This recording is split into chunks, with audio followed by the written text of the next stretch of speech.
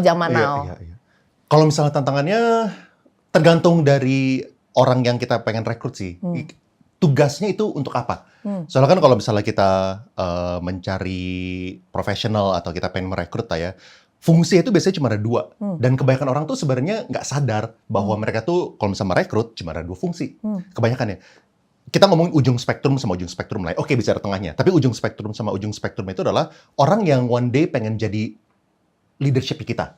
Struktur leadership mereka pengen bisa naik gitu kan. Sama di ujungnya lagi adalah orang yang pengen kita kasih sebuah kerjaan yang repetitif.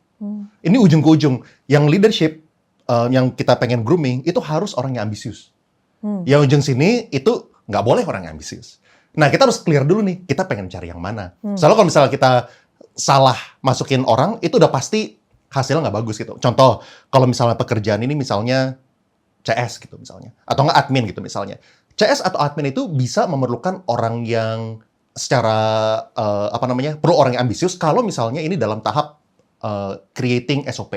Misal kita baru ngebikin divisi ini, kita butuh orang yang ambisius ini. Tapi kalau misalnya SOP udah jalan, ini repetitif terus, nggak ada perubahan, nggak ada inovasi, kita butuh orang yang satisfied dengan repetitive job gitu. Nah, jadi kalau misalnya kita itu salah rekrut, itu pasti salah semua gitu. Atau nggak sebaliknya, kalau misalnya orang ini adalah tidak ambisius, tapi kita memposisikan dia sebagai posisi yang leadership, yang perlu naik, itu pasti salah juga. Kayak kita nuntut terus, kok lu nggak bisa-bisa, segala macam. Padahal ya, keperluan bukan itu. Misalnya, kok lu jam 5 sore udah balik gitu loh. Ini yang lain-lainnya pada masih kerja keras. Ya, dia tipenya bukan yang ambisius.